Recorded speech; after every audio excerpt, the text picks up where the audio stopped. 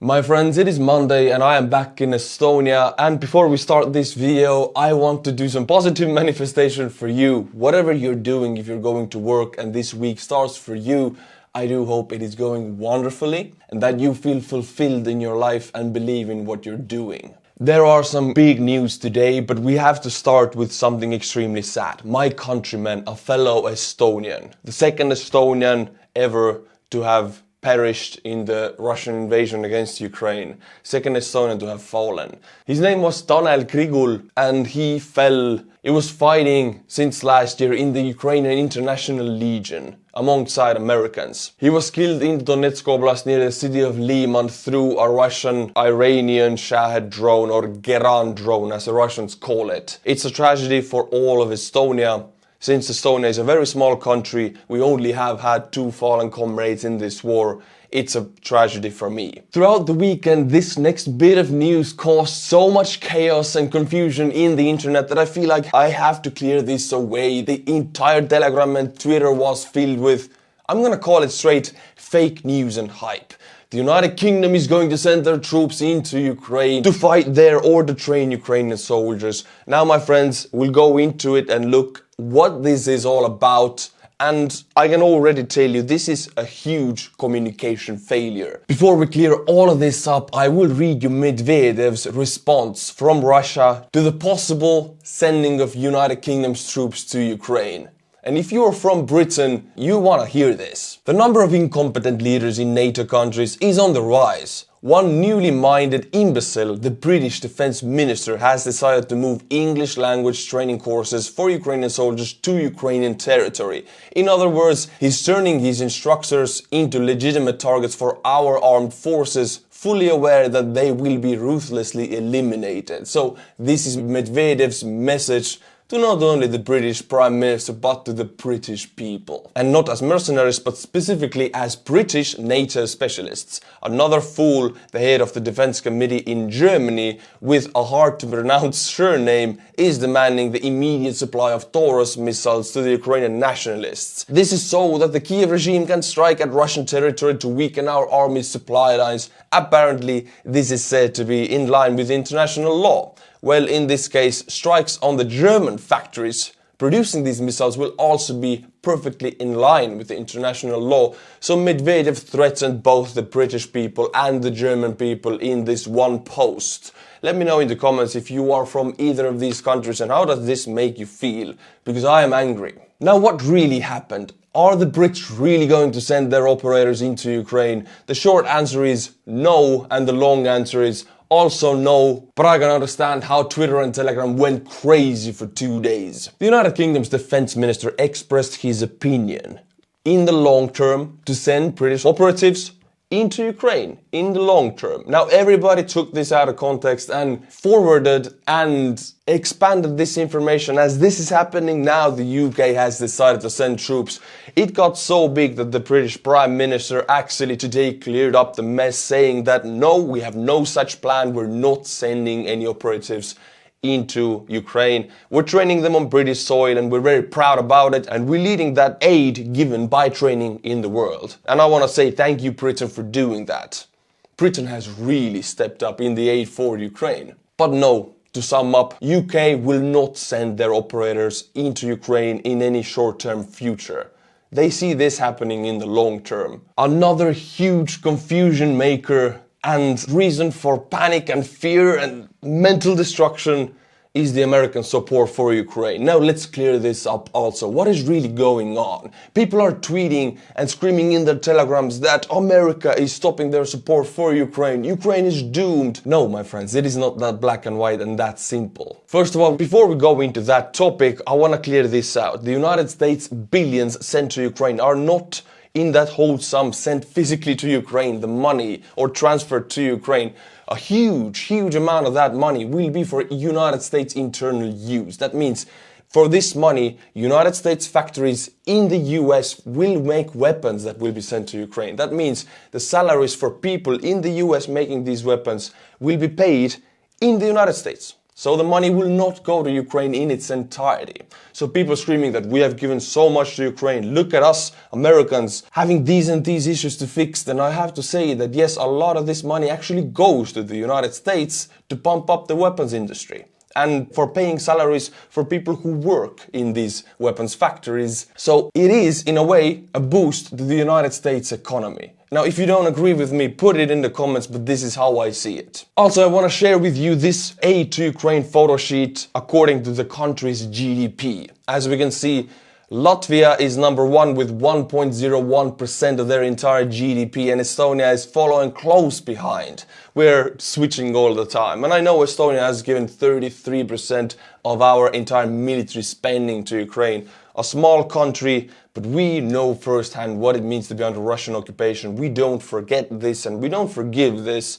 So Ukrainian fight is our fight. I do hope my brothers in America see it the same way. This American confusion about the aid to Ukraine got so big that Joseph Borrell had to comment on it, and I'm glad to hear his comment that the EU will carry on supporting Ukraine no matter what America does. It is not connected to American aid, and the EU has long-term plans to support Ukraine until the victory. So what really happened in the United States? Now, I have to say I'm not an expert in United States internal politics, and I don't mean to offend anybody. I've stepped into that trap before.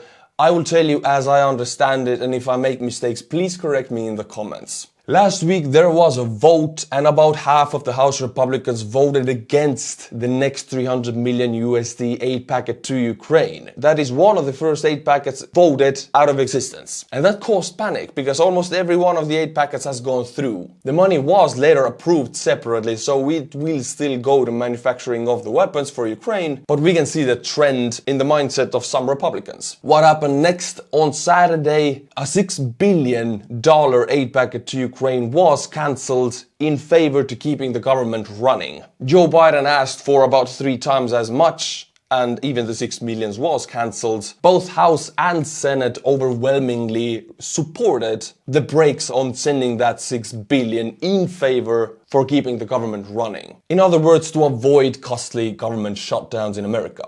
A lot of House Republican representatives demanded that money to be allocated to the securing of the United States southern border instead of sending that to Ukraine. But I have to say again, this money will not directly be sent to Ukraine. A huge portion of that money will be pumped into United States internal economy, weapons production, paying the wages of United States workers working in United States factories, pumping up the economy. Again, this is my primitive understanding of the situation. Please educate me. 93 members of the House of Representatives of Congress voted for a complete withdrawal of support for Kiev. 339 voted against. So the huge majority and the bipartisan support it has in the House of Representatives of Congress is still to support Ukraine. But we can see a slight movement in the other direction. Now, when I was in Ukraine driving a cab or taking a ride somewhere, speaking to the local population, one of their biggest worries was that the United States will stop supporting them because, yes, as we all know, without that money, Ukraine would be bankrupt. A lot of the wages, a lot of the bullets, the country is running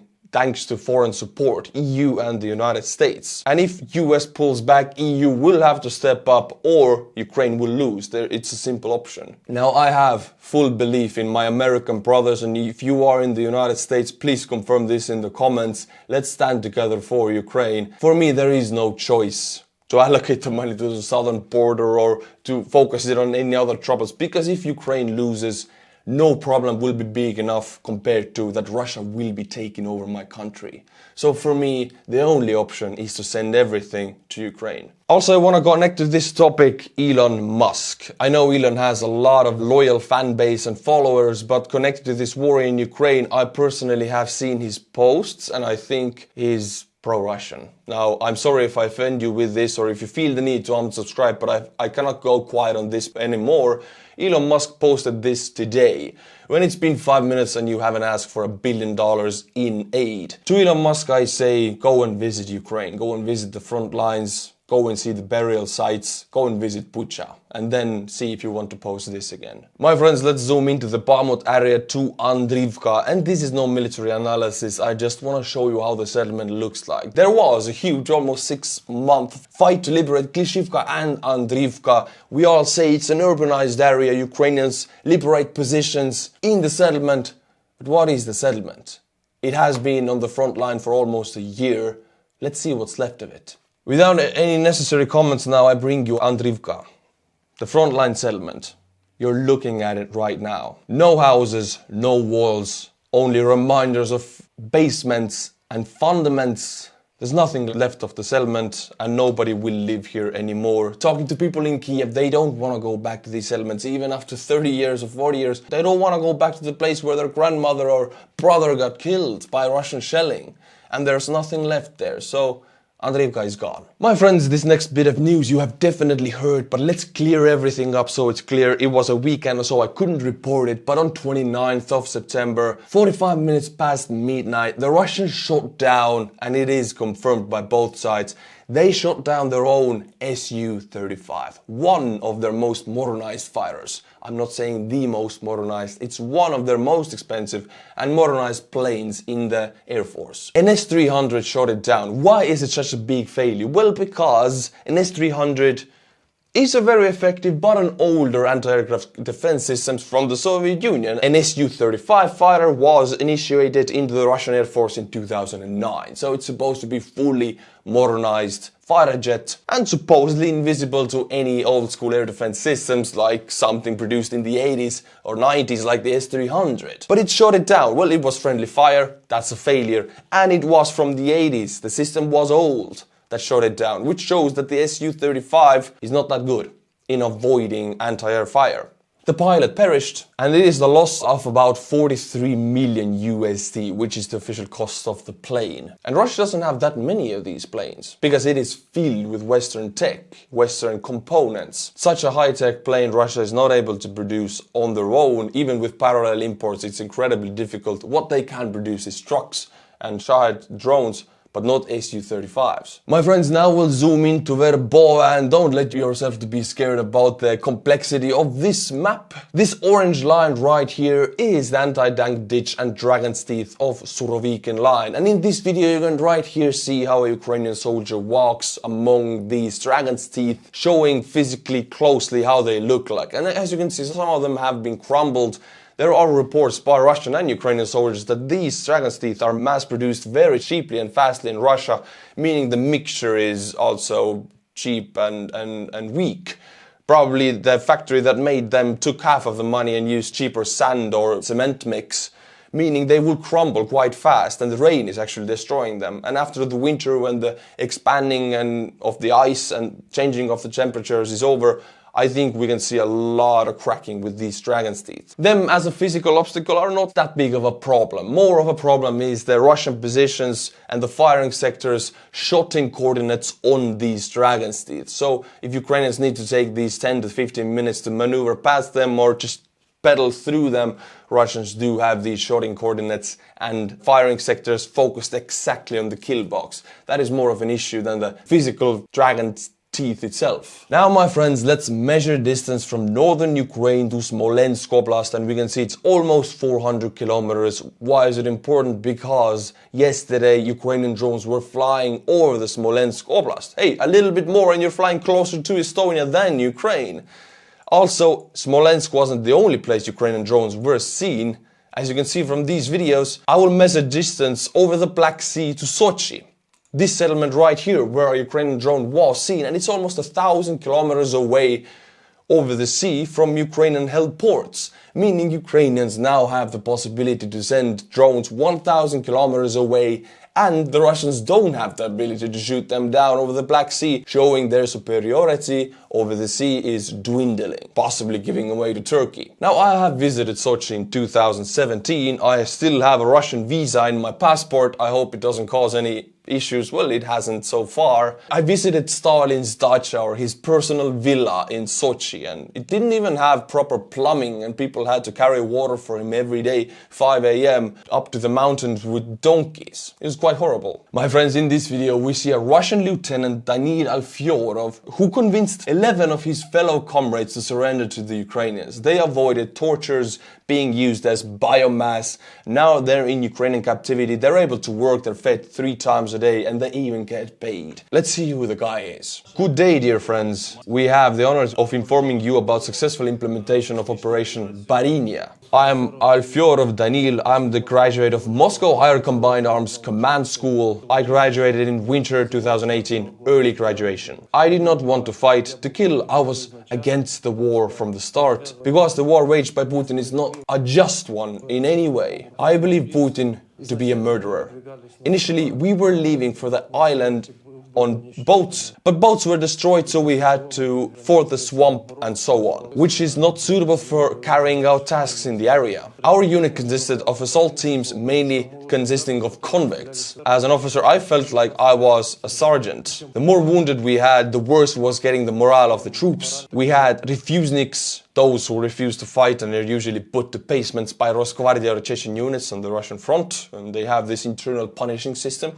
We had refuseniks and those who were hoping to desert. In order to improve the situation, the battalion commander created the so-called unit, which was catching those dissatisfied. Yes, Rosgvardia is like the internal police or the NKVD, then there's the Chechens, and then there's battalion leaders who create separate punishing units inside the battalion for internal control. So there's always a huge conflict and infighting going on in the Russian units, throwing them into pits and tying them up to the trees. I was the only staff officer who understood anything about tactics. I managed to withdraw 3 groups, 11 people in total. Yeah, what the Russians usually do as a punishment, they throw these guys into a basement or a pit, and they guard that pit. They don't feed them for a few days, and they starve there with their feces and everything, and then they ask again, do you want to go now? And the troops usually can go then, but they will surrender very fast because their morale is non-existent. They don't know what they're fighting for, and their fellow countrymen are punishing them. Now, my friends, we'll watch a video translated again by Dmitry. His link is in the description below. These are Russian servicemen Mobik sent to Klishivka, and they made this video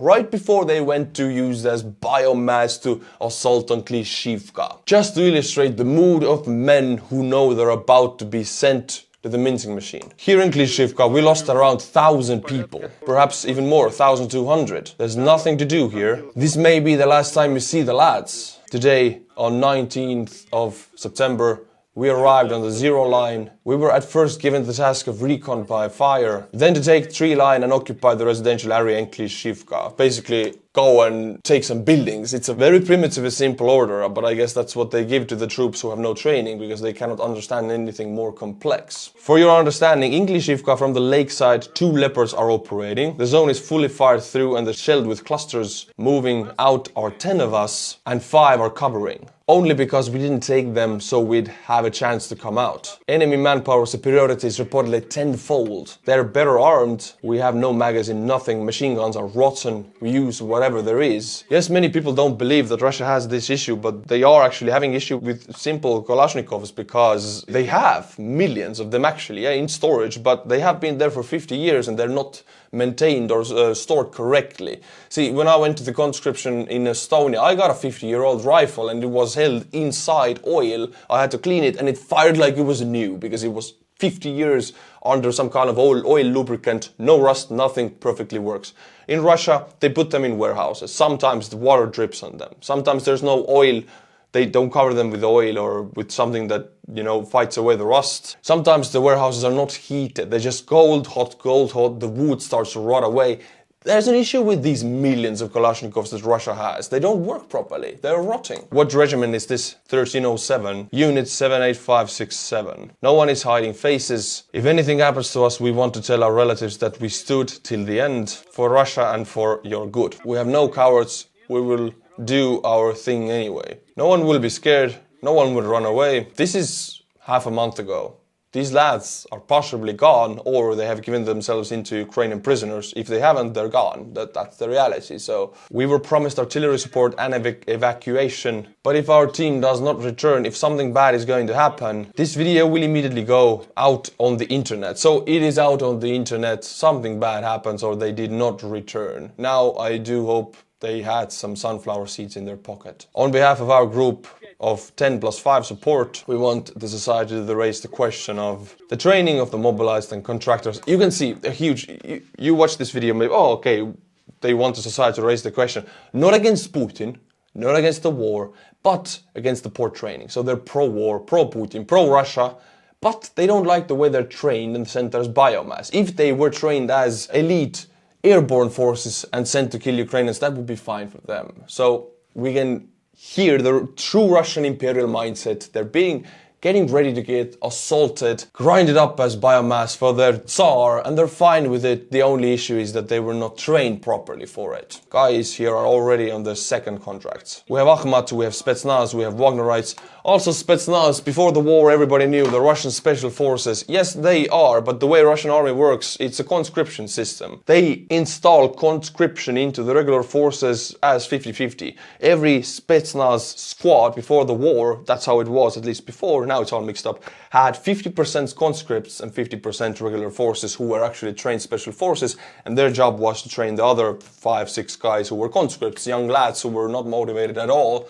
So Spetsnaz, you see all these videos, them training, doing backflips. These are the regular army guys who have done this for 10 years and they don't show you the conscripts. So Spetsnaz is 50% conscripts, now on their second circle probably just unmotivated mobiks. Nothing more than a name. The Saintniks are something different. Thank you Dimitri for translating this video. My friends, before I name you the patrons, I want to guide you to my Instagram because I notice other military bloggers are very active on their Instagram and I've fallen behind, honestly. I'm feeling left out a little bit. So I want to share also some more Instagram photos with you guys. So go and check it out, link in the description below. But now, my friends, the best part of the video, thanking of the Patreon names. Tier 10 and above, and I'll be reading your name, and in the next week or two I'll be answering to all of the Patreon letters. There's a lot of them, so if you have written to me and not gotten an answer, now I will write to you. But thank you to Rian Nelson, thank you De Vickerman, thank you Jochen,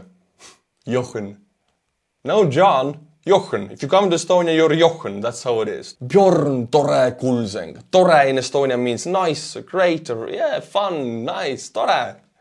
So, thank you, Mr. Nice Kulsen. These 5 people have directly and personally impacted my life to the better. So, thank you. I'm grateful for you. And if you like my channel, you know what to do. Patreon link is in the description below. Until my next video, my friends, which will be tomorrow, stay cool. And bye-bye.